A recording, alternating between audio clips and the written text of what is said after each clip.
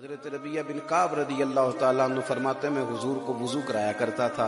حضور نے مجھ سے پوچھا شادی کیوں نہیں کرتے؟ میں نے عرض کی حضور نہ رنگ گورا، نہ پلے کو پیسے، نہ میرا کو قبیلہ بڑا، کون رشتہ دے گا؟ کہتے ہیں حضور خاموش ہو گئے. اگلے دن پھر وضو کرایا تو نبی کریم نے پوچھا شادی کیوں نہیں کرتے؟ تو میں نے عرض کی حضور نہ تو گورا چٹا ہوں، نہ کوئی کاروبار ہے، نہ کوئی بڑا قبیلہ ہے. حضور خاموش ہو گئے. میں باہر نکلا تو دل میں خیال آیا ربیعہ حضور کے سامنے باتیں کیوں کرتا ہے؟ حضور جو کہتے ہیں شادی کیوں نہیں کرتا تو چپ کر کیا حضور جیسے دل کرتا ہے کر دیں.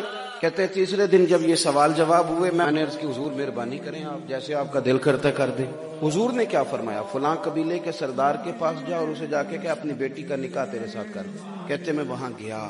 بچی کے ماں باپ بڑے حساس ہوتے ہیں. میں نے کہا کہ حضور علیہ الصلوۃ والسلام نے بھیجا ہے. والد اور والدہ اس خاتون کی اس بچی کی کہنے لگے کہ حضور سے کہیے گا شام کو آئیں گے. انکار کوئی نہیں کیا، غلام انکار نہیں کرتے.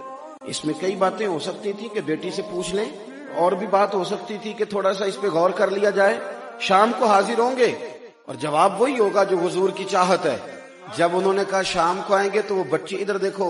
ہم ساری زندگی اب تک لوگ کہتے ہیں کہ بچے مدرسے میں داخل ہوں گے تو روٹی کہاں سے کھائیں گے، دین پڑھ گئے تو روٹی کہاں سے کھائیں گے، مولوی بن گئے تو روٹی کہاں سے کھائیں گے.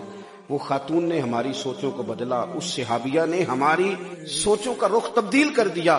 حضرت ربیعہ بن کعب کہتے ہیں میں جب واپس آ رہا تھا نا تو وہ خاتون پردے کے پیچھے سے بولی غلام ٹھہر جا.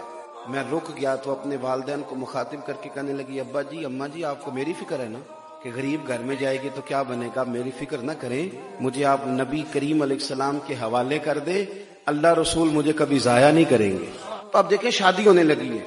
حضور نے فرمایا حارثہ بن نعمان کو بلایا جائے. فرمایا کھجور کی گٹھلی کے برابر سونے کا بندوبست کر گئی. یا رسول اللہ کیا کرنا ہے؟ فرمایا ربیعہ نے اپنی بیوی کو حق مہر دینا ہے. بندوبست ہو گیا. حضور نے فرمایا ایک مکان کا بھی بندوبست کرو، ایک کمرہ چاہیے یہاں یہ اپنی بیوی کو لائے گا. حضور ہو گیا بندوبست.